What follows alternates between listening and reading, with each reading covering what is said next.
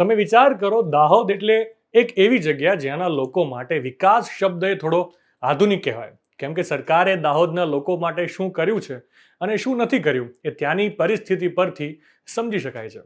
તમે ત્યાંની મુલાકાત લો એટલે ખબર પડે કે લોકોને રોજગાર માટે મહાનગરના રસ્તા પકડવા પડે છે, આરોગ્ય સુવિધા માટે મહાનગરના રસ્તા પકડવા પડે છે, ઉચ્ચ અભ્યાસ માટે પણ મહાનગરના રસ્તા પકડવા પડે છે. વિકાસ ગાંડો થઈને આખા ગુજરાતમાં ફરે છે, પણ કદાચ દાહોદનો રસ્તો ભૂલી ગયો છે.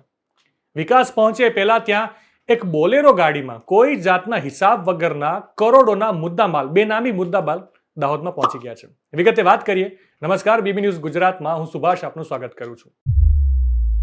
કતવારા પોલીસે વાહન ચેકિંગ દરમિયાન એક મોટી સફળતા હાંસલ કરી છે. મધ્યપ્રદેશથી આવી રહેલી એક બોલેરો કેમ્પર ગાડીમાંથી ચાંદીના બિસ્કિટ, દાગીના અને મોટી રકમની રોકડ મળી આવી છે. પોલીસે કુલ રૂપિયા 2.19 કરોડના મુદ્દા માલ સાથે 3 લોકોની ધરપકડ કરી છે.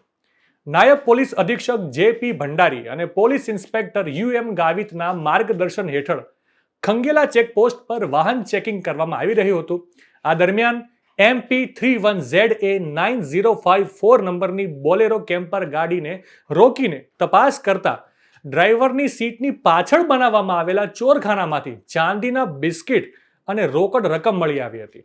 પોલીસે જપ્ત કરેલા મુદ્દા માલમાં રૂપિયા 75.60 લાખની કિંમતના 108.459 કિલોગ્રામ વજનના ચાંદીના બિસ્કિટ, રૂપિયા 1.38 કરોડથી વધુની રોકડ રકમ અને રૂપિયા 5 લાખની કિંમતની બોલેરો કેમ્પર ગાડીનો સમાવેશ થાય છે.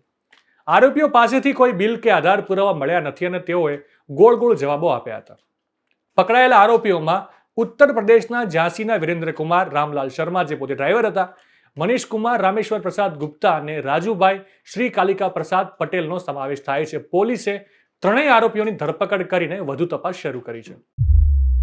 કતવારા પોસ્ટે વિસ્તારમાં ચૂંટણીના અનુસંધાને ચેકપોસ્ટ ઉપર કતવારા પોલીસ ચેકિંગ કરતી હતી. એ દરમિયાન રાતના સમયે એક બોલેરો ગાડી કે જે યુપી પાસિંગની હતી અને ઝાંસીથી આવી રહી હતી, તેમને ચેક કરતા ગાડીમાંથી 108 કિલો ચાંદી, જેની કિંમત આશરે 75 લાખ રૂપિયા અને 1 કરોડ 38 લાખ રૂપિયા કેશ, ટોટલ મળીને 2 કરોડ 14 લાખનો મુદ્દામાલ પોલીસે જપ્ત કર્યો છે અને આગળની કાયદેસરની કાર્યવાહી હાથ ધરી છે.